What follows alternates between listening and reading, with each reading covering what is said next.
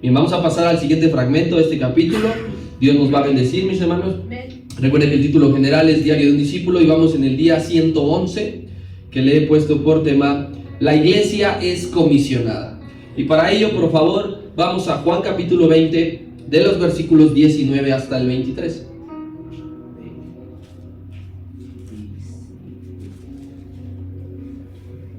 ¿Ya está ahí conmigo? Juan 20, le voy a dar lectura, usted me acompaña con su vista. Juan 20, 19 hasta el 23. Y dice así la escritura: Cuando llegó la noche de aquel mismo día, el primero de la semana, estando las puertas cerradas en el lugar donde los discípulos estaban reunidos por miedo de los judíos, vino Jesús y puesto en medio les dijo: paz a vosotros. Y cuando les hubo dicho esto, les mostró las manos y el costado, y los discípulos se regocijaron viendo al Señor. Entonces Jesús les dijo otra vez: paz a vosotros. Como me envió el Padre, así también yo os envío. Y habiendo dicho esto, sopló y les dijo: recibid el Espíritu Santo. A quienes remitiereis los pecados les son remitidos, y a quienes se los retuviereis les son retenidos. Bueno, la iglesia es comisionada. Si estuviésemos estudiando cualquiera de los 3 evangelios sinópticos, hoy sería el final de la serie, porque tanto Mateo como Marcos y Lucas relatan que tras la gran comisión viene la ascensión del Señor y se terminan los evangelios. Juan no va a relatar en el momento en el que el Señor Jesús asciende a los cielos, pero sí la misma comisión para ellos, y después nos va a decir algunos otros detalles que los otros discípulos ya no alcanzaron a escribir. Y con base a esto, yo quisiera decir que estoy seguro que cuando éramos niños teníamos algún sueño de qué ser cuando fuésemos grandes. Ahorita a lo mejor Allison, Keilita, John, pudiésemos preguntarles qué quieren ser de grande y ellas idealizan algo, visualizan algo. Algunos niños dirán: pues a mí me gustaría ser astronauta. Otros niños dirán: pues quiero ser médico. Yo, por ejemplo, quería ser futbolista, ¿no? Cuando creces te das cuenta que pues no tienes la habilidad. Que tengo 2 patas derechas. Soy zurdo, tengo 2 patas derechas. Pero cuando uno va creciendo, a veces esos sueños parecen cada vez más lejanos, por diversas circunstancias. Algunos sí que llegan a materializar lo que habían soñado con ser de grandes. Pasa también algo, que el falso evangelio de este siglo te presenta a un Dios que puede cumplir todos tus sueños. Que todo lo que tú sueñes, Dios está para cumplirte. Que hay un gran potencial en ti y que todas las metas que tú tengas, Dios te las va a cumplir. Y eso es falso. Eso es error. Desde luego el fallo en esto no está en que Dios no puede hacer cualquier cosa, porque no hay nada imposible para Él. El fallo está en que antepones tu voluntad a la voluntad de Dios. Porque puede ser que Dios tiene para ti otros planes y no lo que tú habías pensado. Pero cuando uno se convierte a Cristo, cuando uno le conoce, se enamora y le pide que transforme su corazón, no nada más va a cambiar tu corazón de una forma literal, tu mente, sino que tu perspectiva de vida ya no va a ser la misma. Porque ahora es Dios quien ha engendrado el sueño en ti. El sueño de Dios de que la predicación llegue a cada rincón del mundo, a cada persona. Ese es el sueño de Dios.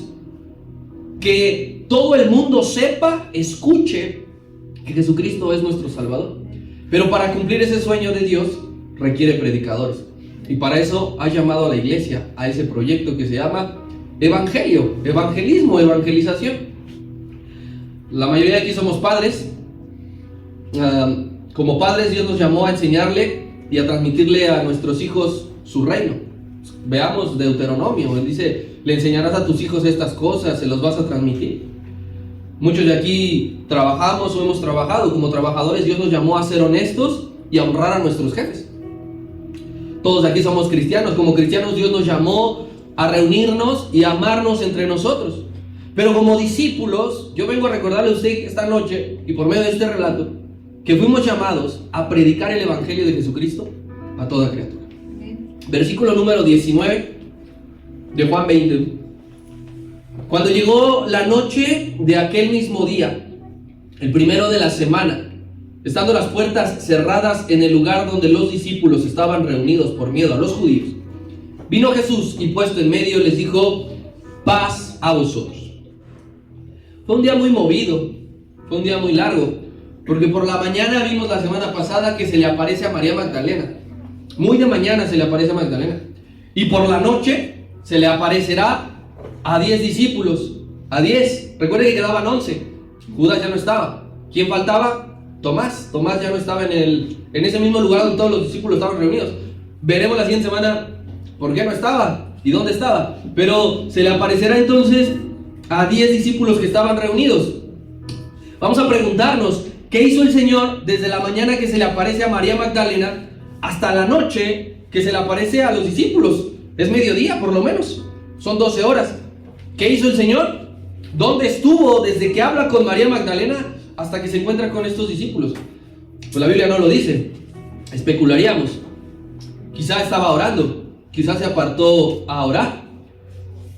Pero los discípulos ya sabían que el Señor había resucitado, porque Pedro y Juan ya habían vuelto. Aún no se veían.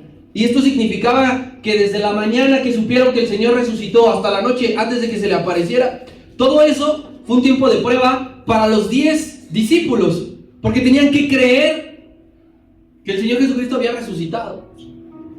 Y todos estaban escépticos, todos lo dudaban. Pero ellos ya habían visto, ya habían ido al sepulcro, 2 de ellos, María les había dicho. Y entonces el Señor desde la mañana hasta la noche, todo ese tiempo, mide el nivel de fe de los discípulos, de esos 10 que estaban reunidos. Y es exactamente lo que nos pasa a nosotros. Cuando tú le pides algo en oración al Señor, cuando tú le pides una respuesta, cuando tú le demandas una señal, esta no llega siempre de inmediato. Casi nunca llega de inmediato, de que terminas de orar, de que te levantas y ya tienes la respuesta de lo que estabas pidiendo. Hay un tiempo de prueba en el que el Señor va a medir tu nivel de fe. No sé si va a ser un día, no sé si va a ser una semana, un mes o años. Pero eso que tú le pides, que tú le dices que se muestre en alguna situación, y mientras no responde aún, Dios está midiendo tu nivel de fe. Lo mismo que hizo con estos discípulos. Si Él resucitó, ¿dónde está? ¿Por qué no se aparece? Lo necesitamos, queremos verlo. Se podían preguntar. Entonces, mi hermano, a los discípulos se les había dicho reiteradas veces que iba a resucitar. Usted y yo debemos de creer en la palabra del Señor. Que si Él nos ha dicho que Él va a cumplirla, que Él va a hacer algo, que Él va a ocasionar algo, nosotros tenemos que esperar en eso, por más que tarde. Por más que no llegue en cuanto nosotros terminamos de orar, sería lo ideal para nosotros. Pero es que si no, Dios no puede trabajar en nuestra fe. Él requiere del tiempo. Recuerde que el tiempo está dentro de Dios. Dios ocupa el tiempo. Dice que los discípulos estaban escondidos, y ahí nos da la razón del por qué están escondidos. Uno no se esconde porque sí. Uno no se esconde porque está jugando a las escondidillas. Uno se esconde porque tiene miedo. Todos conocemos el miedo. Todos sabemos lo que es el miedo. Y estos discípulos estaban escondidos porque tenían miedo de qué. Dice Juan, reconozco que estábamos escondidos porque teníamos miedo de los judíos. De que los judíos nos hicieran lo mismo que le hicieron al maestro. ¿Por qué? Porque los judíos vieron, midieron y observaron la magnitud con que los fariseos manipulaban la justicia. El grado alto en el cual el concilio hizo a su antojo al gobierno romano y a Pilato. Y entonces ellos pensaban, si eso le hicieron al Señor Jesucristo, mínimo nos espera lo mismo. Mínimo, así que si nos ven en la calle, nos van a atrapar, nos van a interrogar, nos van a dar de latigazos y vamos a acabar crucificados. Entonces ellos tenían miedo de eso y estaban escondidos. Pero aquí hay algo, el miedo era lo que los mantenía juntos. No estaban por separado, no estaba cada quien en su casa. Había algo que los unía, erróneamente, pero el miedo los mantenía juntos. Y de improviso aparece el Señor. No les avisó, no les dijo, los veo en tal lugar a las 8 de la noche. De improviso apareció el Señor. No tocó la puerta, dice. Estaban encerrados. No rompió las ventanas. Estaban completamente sellados. La única explicación que podemos darnos es que el Señor Jesucristo atravesó las paredes. Y eso es posible, porque estamos hablando de Dios. Si Él se transportaba de un lugar a otro, recuerda cuando les dice a los discípulos en aquella tormenta, adelántense. Él aparece Él aparece, él no toma otra barca, Él flota sobre las aguas. Entonces una pared no iba a limitarlo. Atraviesa la pared y lo primero que les dijo cuando los ve es: paz a vosotros. De hecho, 2 veces en este pequeño relato se los dice: paz a vosotros. Este es un saludo de bendición que aún se usa en Israel. Incluso los mesiánicos, que ahora hay muchos en este tiempo, ellos pues te saludan shalom, shalom, shalom, significa lo mismo. Pero el Señor Jesucristo fue más allá de que fuese un simple saludo. Les soltó la palabra que necesitaban. Les dijo paz, porque la paz de Dios desvanece todo temor.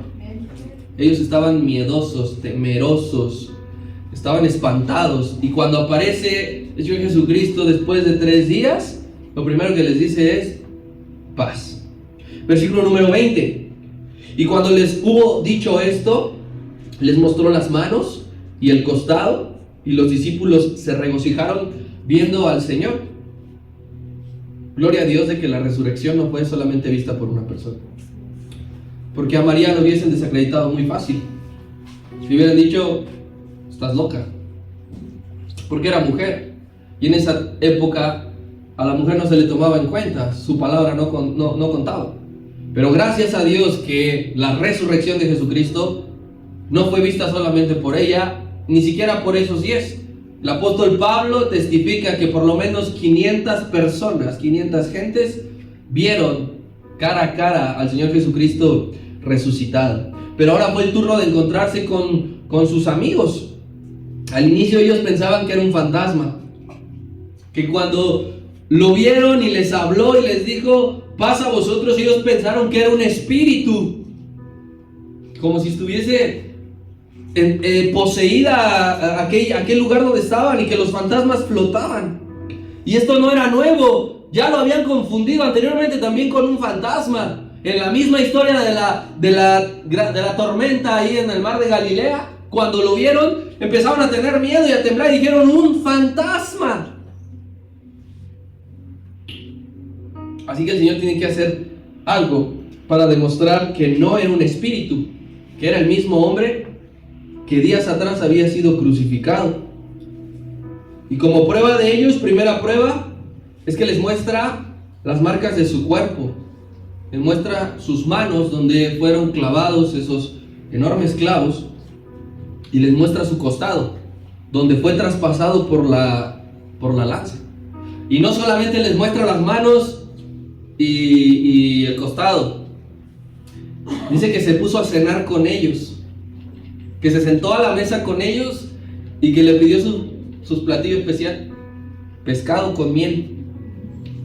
Todo para que dejaran de creer que era un fantasma, para que creyeran que Él era el mismo y que había resucitado. Y cuando ellos se dan cuenta de esto, de que es el Maestro, eso no les dio felicidad. La felicidad se queda corta. Eso no les dio alegría. La alegría se queda muy corta. Incluso no les dio simplemente gozo. Dice que se regocijaron. La magnitud del regocijo. También usted y yo conocemos el regocijo que produce en nosotros el Espíritu Santo. Regocijo, yo le aseguro, no es sacarse la lotería. Regocijo no es comerse un pedazo de pie ahorita, o comer después de no comer en todo el día. Regocijo va más allá, algo que solamente puede producir Dios, algo que solamente provoca Dios cuando se aparece en tu vida y que te ha borrado ese temor y que ahora ha puesto algo diferente. ¿Sabes? El mundo no conoce el regocijo. El mundo se va a encargar de querer atemorizarte, de quererte sembrar la duda, de que no creas, de que te desanimes, de que no continúes. Así que tiene que venir Dios constantemente a aparecerse a nuestras vidas, a llenarnos e inyectarnos de regocijo, a decirnos paz, porque usted y yo estamos en una lucha constante. Tiene que venir a sacarlos de ese desánimo que tenían. Y yo creo que aquí a Dios todos nos ha sacado del desánimo al menos una vez. se ha aparecido en nosotros ahí en nuestro cuarto. A veces no queremos quizá comer, algunos no se querrán bañar, otros no querrán salir a trabajar, estarán encerrados. ¿Sabe qué? Dios es tan bueno que se aparece y te dice: no hemos terminado. Todavía hay mucho por hacer. Esto apenas está empezando. Y Dios te da lo que tú necesitas. Si tú estabas encerrado por enfermedad, Dios te da salud. Si tú estás encerrado por angustia, Dios te da paz. Si tú estás encerrado por tristeza, Dios te da regocijo. Pero es que Dios siempre responde. Así es. Y lo más grandioso de todo es que incluso Dios se aparece a nuestra vida aún sin que nosotros se lo pidamos. Porque estos hombres no pedían ver al Señor y Dios se les apareció. ¿Sabe por qué Dios hace eso? Porque Dios quiere algo contigo, iglesia. Porque Dios tiene un plan para ti y no te va a dejar perder. Y no te va a dejar que te hundas y que te desanimes. Así que glorificamos a Dios de que Él viene y atraviesa la puerta de nuestro cuarto y se aguanta el olor de nuestro cuarto, pero lo que quiere es levantarnos, lo que quiere es llenarnos de vida.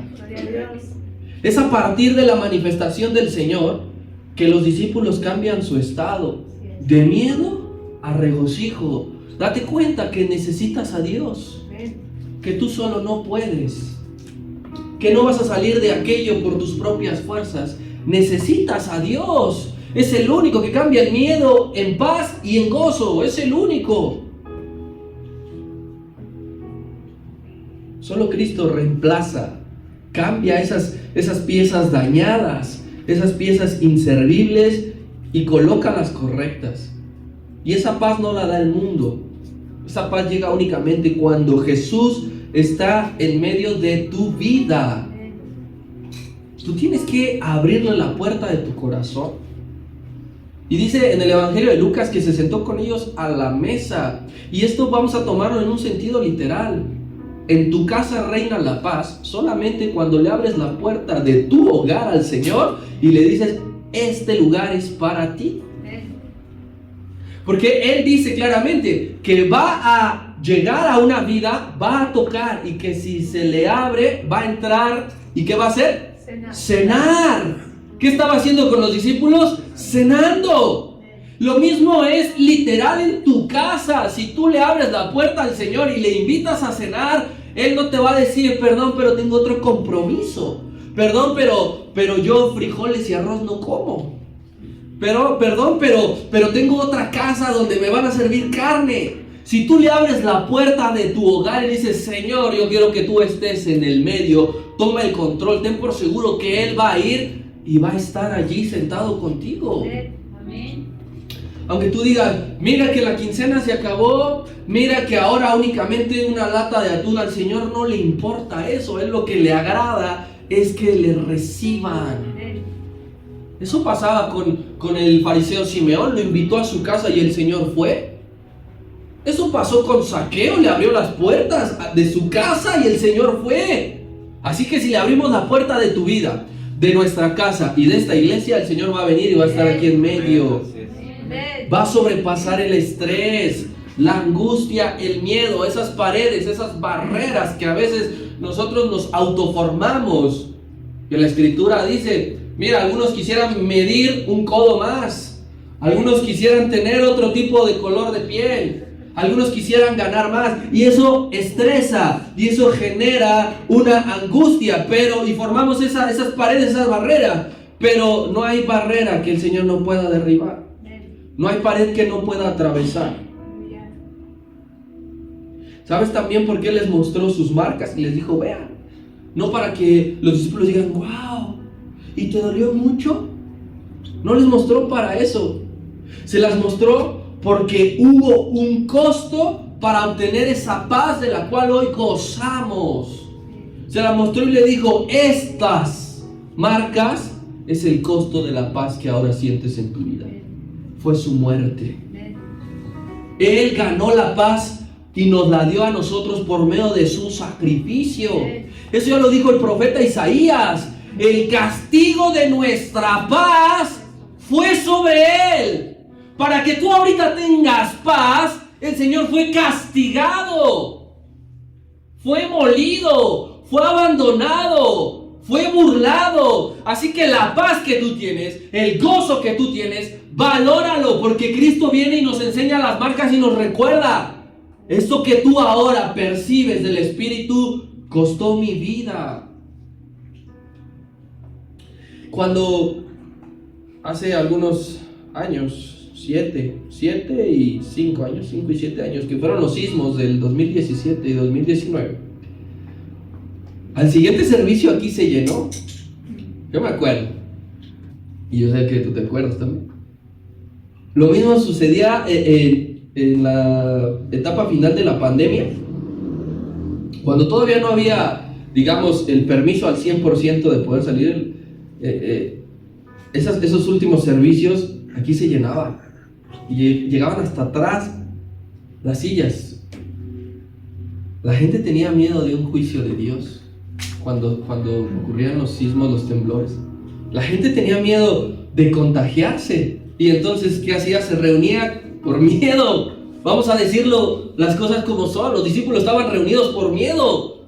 Cuando sucede algo así, la gente se reúne por miedo. Muchos que no creen en Dios, cuando empieza a temblar, empiezan a pronunciar el nombre de Dios, empiezan a arrodillarse, algunos empiezan a persinarse. Total, ¿por qué lo hacen? Por miedo. En las iglesias sucede lo mismo. Pero cuando ya estamos reunidos, quizá por miedo, Dios siempre nos mostró a todos su presencia y nos transmitió su paz, de que todo iba a estar bien, de que Él iba a estar con nosotros, de que una pandemia no fue más grande que su poder, que Él es el dueño de la tierra y Él controla las placas tectónicas y decide cuándo tiembla y cuándo no. Y ahora nosotros que no estamos viviendo un evento de ese tipo, yo me pongo a pensar un poco en los hermanos españoles de Valencia, por ejemplo. No sé si están reunidos por mí, pero cuando nosotros ahorita nos reunimos aquí, nos mantenemos juntos, mi amado, no por miedo a que algo nos pase. Nos mantenemos juntos porque nuestro principal gozo es recordar que Jesucristo resucitó. Los discípulos no estaban reunidos porque el Señor había resucitado, estaban reunidos por miedo. Pero a partir después de esto se empezaron a reunir porque Jesucristo resucitó. Nosotros aquí no estamos reunidos porque tenemos miedo de que algo pueda pasar. Estamos reunidos aquí porque Jesucristo resucitó. Y aunque el tema no trate acerca de la resurrección, el fin es el mismo. Estamos reunidos y cada que venimos aquí recordamos que Jesucristo resucitó y que disfrutamos que tenemos paz para con Dios, de que no estamos más enemistados con Él con nosotros, porque no éramos nosotros quienes teníamos algo con Dios, era Dios quien tenía algo con nosotros, producido por el pecado. Y ahora cada que venimos aquí sentimos paz y alivio porque esa enemistad se terminó, porque tenemos paz. Por eso le alabamos. El apóstol Pablo escribió a los Filipenses 4:4: regocijaos en el Señor siempre. Y no se quedó ahí. Otra vez les digo, regocijaos. Cada que nos reunamos hay que regocijarnos. No podemos venir aquí como si tuviésemos una deuda con Dios, porque la deuda ya la pagó Cristo. No podemos venir aquí como si estuviese dudoso de: ¿se acordará de mí? ¿Sabrá quién soy? ¿Me habrá perdonado ya? Cada que tú vienes aquí, vienes con la fe de que Dios ha cambiado tu lamento en baile, que te ha dado un propósito. Versículo número 21. Entonces Jesús les dijo otra vez a los discípulos: paz a vosotros. Como me envió el Padre, así también yo os envío. Les volvió a decir paz. Una vez no fue suficiente, y dos no será suficiente. Veremos que habrá una tercera cuando aparezca Tomás. Pero la paz y el gozo que tenemos, mi hermano, lo tenemos que mantener de aquí hasta el día de Jesucristo, porque el Señor Jesús se le apareció a los discípulos sin avisarles. Jesucristo vendrá por segunda vez a la tierra sin que le avise previamente a nadie. Entonces, cuando venga, nos tiene que encontrar gozosos y en paz. ¿Quién dice amén? No nos tiene que encontrar temerosos, temblando de lo que el mundo nos pueda hacer. Pero ahora, aparte de decirles paz a ustedes, paz a vosotros, ahora ocurre una demanda también. Le agrega una demanda. La gran comisión. Ahora serían enviados. Primero tenía que tranquilizarlos. Con el primer paz a vosotros, los tranquiliza. Con enseñarles las marcas y comer con ellos, confirman que es el Señor Jesucristo en cuerpo. Pero ahora el Señor tiene que decirles algo más, enviarlos. Y aquí sucede algo muy importante, porque son enviados por el mejor evangelista de todos, el Señor Jesucristo. Fue el mejor. No habrá un mejor evangelista que Él, ni Billy Graham, ni el que usted me diga. El mejor evangelista de todos siempre fue Jesucristo. ¿Por qué? Porque vea cómo esparció la palabra por todo Israel. Norte a sur, Galilea, Judea, Samaria. Y cambió el mundo con su predicación. Cambió el mundo con lo que Él enseñaba. Así que ahora envía a unos discípulos, y respetando la misma regla que ocurrió para con Él. Porque Dios, el Señor Jesucristo, no se envió solo. Fue enviado por Dios. Y fue enviado por Dios para hablar, no lo que quisiera el Señor, pues háblale de los que tú quieras, háblales de política, háblales de deporte, háblales de economía. Fue enviado por Dios para hablar las cosas del reino. Y con ese antecedente del Señor Jesucristo, de que fue Él primero enviado y fue obediente a lo que tenía que hablar, ahora con la autoridad del Padre, el Hijo está enviando a esos discípulos que preparó por 3 años para ir por todo el mundo y predicarle el evangelio a toda criatura. Así también aquí dice, como me envió el Padre, primero el Padre me envió a mí, ahora yo los envío a ustedes. Y aquí hay algo muy, muy importante. Esta palabra es para nosotros, todos. El enviado, mi hermano, necesita forzosamente 2 cosas. Cuando el Señor los enviaba la primera vez, les decía, ustedes no carguen nada, ni dinero, ni chequera, ni cartera, ni nada, porque eso no lo van a necesitar para ser enviados de Jesucristo. Pero sí que hay 2 cosas que el enviado necesita. Primero, el enviado necesita que alguien le envíe con autoridad. Si a usted su mamá lo manda a algún lado, la persona que va a recibir previamente tiene que saber, va a ir mi hijo y por favor le das aquello. Porque si alguien llega y, oiga, vengo a recibir esto, no, pues a mí no me dijeron que ibas a venir tú, no te dan nada, te menosprecian. Pero lo primero que necesita un enviado es que alguien le envíe, y no solamente que le envíe, sino que le envíe con autoridad. Y lo segundo que necesita el enviado es tener un mensaje claramente definido. ¿Qué va a llevar? ¿Qué es lo que va a transportar? ¿Qué es lo que va a tener que comunicar? Y con Dios y Jesucristo esto se cumple. Porque Jesucristo fue enviado con toda la autoridad y porque fue enviado con un mensaje claro. Retrocedamos un poco aquí en Juan, pero ahora el capítulo 12:49. Amén.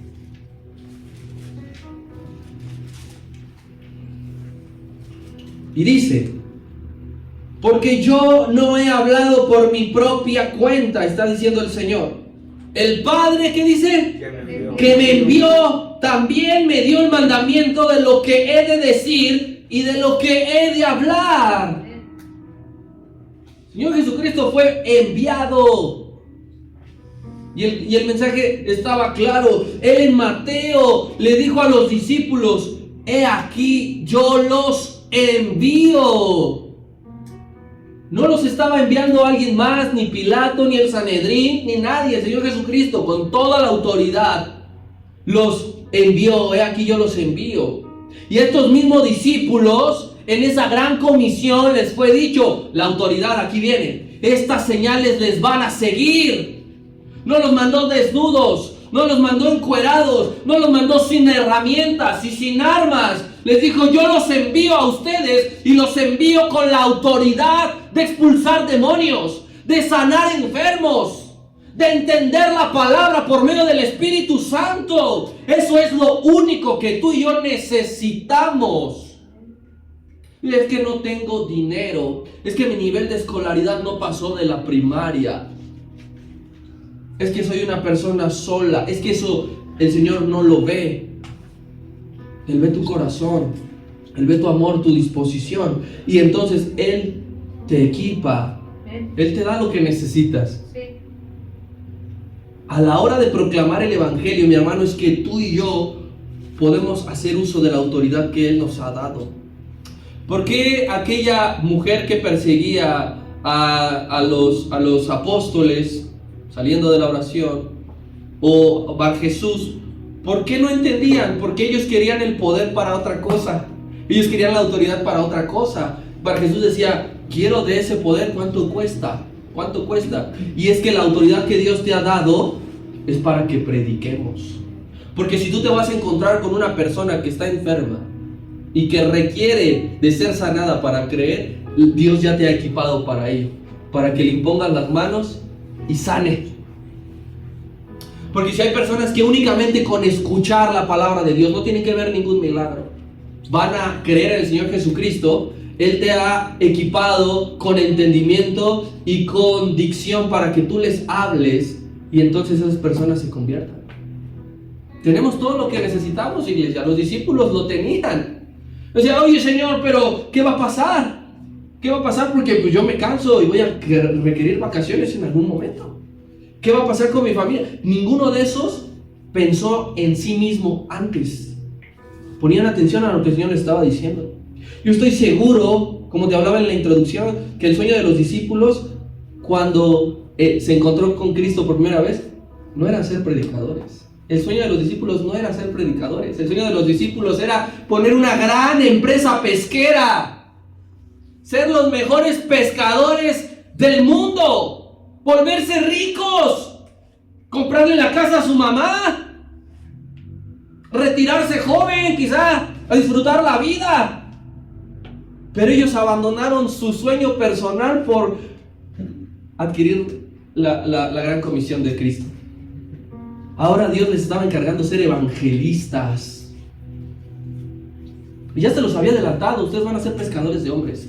Tranquilo, Dios a ti te ha dado una palabra que no se ha cumplido, pero se va a cumplir. Que ahí donde tú estás, Dios te puede ocupar. Y tú lo crees, y tú lo recibes. Y a lo mejor tú de momento no ves los frutos, pero van a llegar. Van a llegar, solamente déjate usar. Porque ninguno dijo que no, ninguno se levantó y dijo, yo renuncio, yo no quiero, a mí no me interesa, ninguno. Y después de esto, ninguno se tuvo que esconder más. A ninguno le dio miedo más reunirse. ¿Sabes por qué? Porque entregaron su vida por Cristo y morirían por Cristo. Ahora sería un honor. Ya no tendrían miedo. Y si nos hacen esto, y si nos hacen aquello, y si nos exponen en público, ahora dirían, si me van a matar, que me maten predicando. Que me maten y que me arresten por ser un predicador y un llevador de las buenas nuevas. Eso es evangelio, las buenas nuevas. Y la noticia aquí también es para nosotros.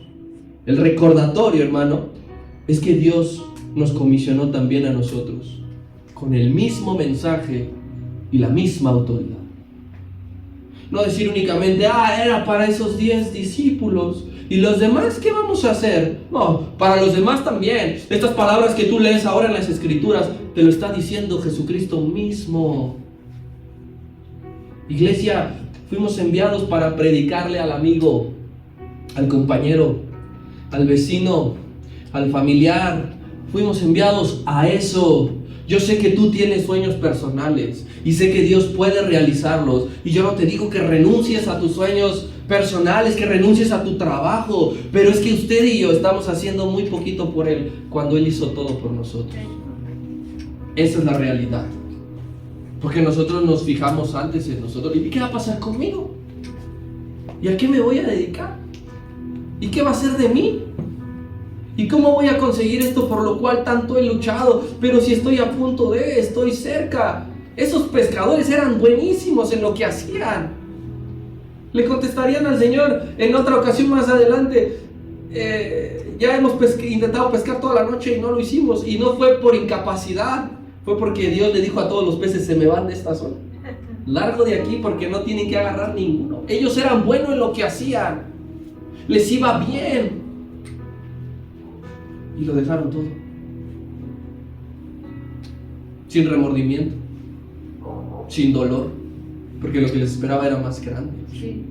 Y no te estoy diciendo, repito, que te conviertas en un predicador de 24 horas, que digas: me voy a ir a la sierra y me voy a olvidar de todo, porque para eso se necesita un llamado especial. Sí. Lo que te estoy diciendo es que el reino sea tu prioridad. Y que no inviertas tu vida primero en ti, luego en ti, luego en ti, porque cuando menos te des cuenta ya será muy tarde. Pobre del joven rico. No quiso cambiar la historia del discipulado. No quiso. Ve, vende todo lo que tienes, repártelo a los pobres y sígueme. Estaríamos hablando de que aquí habría 12 discípulos. Aquel que decía: deja que muera mi padre, mi madre, los entierre y entonces te seguiré. Deja que los muertos entierren a sus muertos. Cada uno aquí, si nos ponemos a valorar nuestra vida, tenemos algo por el que decir: híjole, la pienso. Pero aquí lo que nos está haciendo el Señor Jesucristo nos está invitando a reflexionar. ¿Para qué fuiste llamado ya con tu corazón convertido? Amén. Porque aquí no podemos seguir pensando como el pensamiento del viejo hombre. Aquí se supone que estamos puros hombres, criaturas nuevas. Hay que buscar primeramente el reino de Dios en cada etapa. Desde los niños hay que enseñarles. Hay que enseñarles, porque luego cuando llegan adultos y los dejamos vivir la juventud, pues ya como adultos ya habrán tenido toda una vida en la cual se acostumbraron y tuvieron cierto pensamiento, y ya va a ser muy difícil. Pero si tú tienes la bendición de conocer al Señor Jesucristo desde niño, pídele que Él gobierne tu vida, que quieres servirle, que quieres amarle. Cuando uno es joven, lo mismo. Cuando uno es adulto, lo mismo. Cuando se convierte en padre, lo mismo. Cuando llega a edad adulta, Dios puede usar a cada persona de este lugar. Amén. No hay que tener limitación de ningún tipo, porque yo te lo digo con todas sus letras: Dios cuenta con nosotros para la labor de la predicación. Dios cuenta con nosotros. No te está excluyendo, no te está dejando fuera, no te está diciendo: tú espérame de aquel lado y ahorita voy contigo porque no puedes escuchar esto. Todos los que estamos aquí escuchando, todos los que han visto este mensaje alguna vez, todos estamos incluidos en el proyecto de Dios. Cuenta con nosotros para predicar. Sí. Se lo dijo así a Jeremías, mira, capítulo 1.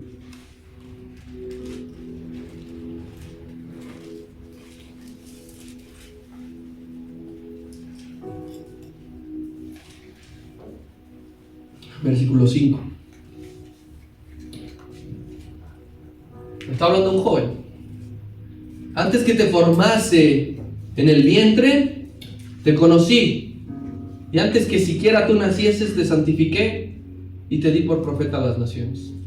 Antes de que tú empezaras a cumplir tus sueños, antes de que tú empezaras a visualizarte en 5 años, en 3, Jesucristo te dio por profeta a las naciones. Él te formó y Él te puso un ministerio en tu vida. Antes de que tú aspiraras a ser lo que aspiras a ser y lo que aspiras a tener, tu primer llamado es a ser un discípulo que anuncia el reino de Dios. Y pero tranquilo, porque algunos de nosotros nos hemos hecho la pregunta: ¿cómo lo hago? ¿Cómo lo hago? Porque ya no está el Señor Jesucristo, que era el mejor de todos, para enseñarnos y decirnos, como estos 12 hombres que tuvieron el privilegio. ¿Cómo lo hago? Mira, yo no soy un experto y a lo mejor podrás decir: bueno, ¿quién eres tú para decirme? Pero sí hay puntos clave de cualquier persona que decida predicar. Lo primero que nosotros tenemos que hacer es orar constantemente. Ora antes, ora durante y ora después de que le estés compartiendo a alguien. Eso es básico. Nunca te arriesgues y te animes a ir así sin antes poner en manos de Dios lo que vas a hacer y a quien le vas a hablar. Entonces lo primero que todo discípulo, todo predicador tiene que hacer es orar. Segundo, hermano, siempre ten un mensaje preparado. Lo básico lo tienes que entender y lo tienes que creer, porque eso es lo más importante que tú vas a hablar. Estamos hablando de compartir el mensaje de salvación. No estamos hablando de explicarle a alguien los 9 dones del Espíritu. Entonces prepara un mensaje básico, elemental, que esté lleno de la Escritura, que esté lleno de la palabra de Dios. No improvises nunca, porque luego uno empieza a darse cuenta de quién está improvisando. Aquí nos damos cuenta, pero en la calle también, porque empezamos a cantinflear y empezamos a hablar y a decir cosas que ya no están conectadas una con la otra. Tú tienes que ser organizado, tú tienes que ser un hombre que sabe lo que habla, que cree lo que habla. Y por último, podemos asistir con personas y a lugares con necesidad espiritual. Conoces una persona en situación de calle, conoces una persona que está enferma, tienes cerca, no sé, un orfanato, un asilo, una familia que tienen problemas. Esos son lugares de mucha necesidad y allí Dios te envía. No te envía a predicarle al que ya conoce las Escrituras. La predicación de Jesucristo es a los pobres. A los pobres les es anunciado el Evangelio. Y no únicamente pobres económicamente, los que tienen una pobreza mental, una pobreza espiritual, una pobreza de que su vida no está controlada por el Señor. Y Dios te va a usar, hermano. No tengas duda y no tengas miedo de que Dios te va a usar. Pero atrévete, habla. Tú observa, analiza las predicaciones del apóstol Pedro ahí en Hechos. Las primeras predicaciones están llenas del Evangelio de Jesucristo. Porque está diciendo cómo fue profetizado, está diciendo cómo vino, está diciendo cómo lo mataron, pero está diciendo que fue resucitado. Eso es lo que tenemos que predicar. Eso es lo que tenemos que anunciar. Y no tienes que ser ninguna eminencia. No tienes que ser un doctor en la ley. No tienes que haber cursado y tener quién sabe cuántos posgrados. Lo que tienes que tener es fe y comunión con el Espíritu Santo. Eso es lo que enseñamos aquí en Embajadores de Cristo a las Naciones. A que todos los que se reúnan y se congreguen con nosotros, que continúen esta labor. Que nunca siempre ha sido nuestro mensaje aquí, nunca solamente te sientes a recibir y a recibir y a recibir y de brazos cruzados y que están para atenderme y que Dios se va a encargar de mi vida. No, eso no es lo que transmitimos aquí. A lo mejor a muchas personas les gustaría. Aquí Dios nos ha dado una visión clara y es preparar siervos, preparar discípulos para que salgan. Aquí no los queremos, no nos quieren encasillados. Que nada más aquí, y que pasen 30 años y sigamos aquí. Lo que Dios quiere es que salgamos, pero necesitamos una preparación y este es un lugar donde Dios nos prepara.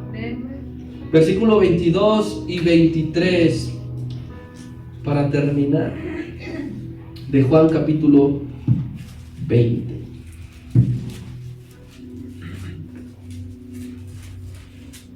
Dice: y habiendo dicho esto, sopló y les dijo: recibid el Espíritu Santo. A quienes remitiereis los pecados les son remitidos, y a quienes se los retuviereis les son retenidos. Yo quiero que notes, porque es muy importante, que los verbos remitir y retener están en presente. Les son. Eso quiere decir que actualmente se ejerce la misma autoridad. Y cuando les dice primero recibir el Espíritu Santo, que sopla a ellos, no es que hayan sido llenos del Espíritu Santo en ese momento. A pesar de que les dijo recibid el Espíritu Santo, ellos no fueron llenos del Espíritu Santo en ese momento, porque recuerde que había una señal y una clave para que viniera el Espíritu Santo, y dijo: hasta que yo me vaya, vendrá el Consolador. Cuando yo me fuere, dice, recibiréis. Más bien entonces esto de soplar y recibir el Espíritu Santo, llamémoslo así, fue como un acto simbólico. Fue como un anticipo de un futuro que estaba muy próximo. Pasarían 47 días, 48 días para que el Espíritu Santo viniera. Entonces lo está haciendo como una figura simbólica. Mira, vayamos, Lucas 24:49, si me ayudas, Anita, por favor, para no tardarme. Lucas 24:49, que es la misma escena, pero ahora lo está relatando Lucas, y dice el Señor Jesucristo: he aquí, yo enviaré la promesa de mi Padre sobre ustedes. ¿Qué promesa es? El Espíritu Santo. Pero quedaos aquí, quédense aquí en la ciudad de Jerusalén hasta que seáis investidos del poder de lo alto, hasta que sean llenos. Entonces todavía, a pesar de que sopló y les dijo recibir el Espíritu Santo, todavía no habrían sido llenos del Espíritu Santo hasta Pentecostés. Todos estos estaban reunidos en Pentecostés y allí sí que fueron llenos de su presencia, del Espíritu Santo. Y ojo con lo siguiente, porque es bien mal usado. Es bien mal usado el versículo 23. Primero, a lo mejor te los has encontrado, los has visto, o incluso hasta a lo mejor te ha tocado. Pero hay pseudolíderes que a manera de espectáculo soplan a la persona por la cual están orando para, según ellos, impartir el Espíritu Santo. Hacen eso. Hacen esa imitación del Señor Jesucristo. Y más si a ese hombre pues no se lavó la boca. Uno cae por su aroma y no porque el Espíritu Santo. Entonces llega a suceder que estas personas lo imitan. Pero segundo, lo que dice el Señor: a quienes remitiereis los pecados, les son remitidos, y a quienes se los retuviereis, les son retenidos. Piensa por favor por un momento en los católicos y algunas corrientes cristianas también, porque creen que este versículo 23 es una autoridad nuestra para perdonar o no perdonar a la gente, para perdonar pecados a la gente. Piensan ellos.